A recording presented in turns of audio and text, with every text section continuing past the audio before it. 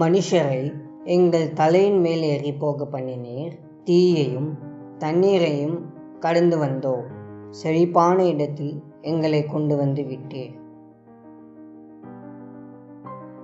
உங்கள் வாழ்க்கையின் தொடக்கம் மோசமானதாக இருந்திருக்கலாம். உங்கள் கடந்த கால வாழ்க்கையில் நீங்கள் எடுத்த தவறான முடிவுகளினால் உங்கள் வாழ்க்கையே கசப்பாக இருக்கலாம். எனவே பல இழப்புகளும் வேதனைகளும் உங்களுக்கு உண்டாயிருக்கலாம். அதனால் உங்களது முடிவும் அப்படியே மோசமானதாகவும் வேதனையுள்ளதாகவும் இருக்க வேண்டியதில்லை. உங்கள் முடிவை நீங்கள் நன்றாக முடிக்க முடியும். அதுதான் முக்கியமானது. அதற்கு இனி நீங்கள் எடுத்து வைக்கும் ஒவ்வொரு அடியும் தேவனுடன் இணைந்ததாக இருக்க வேண்டும். உங்கள் கரம் பிடித்து நடத்தும் தேவன் ஒரு மகிமையான முடிவை உங்களுக்காக வைத்துள்ளார்.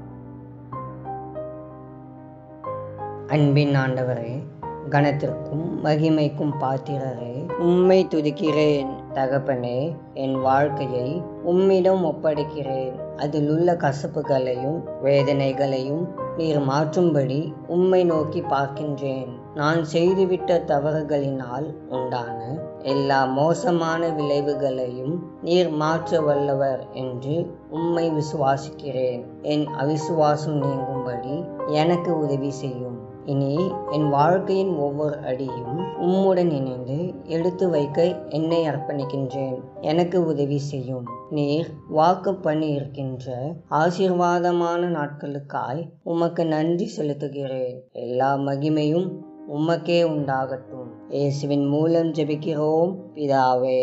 ஆமேன்.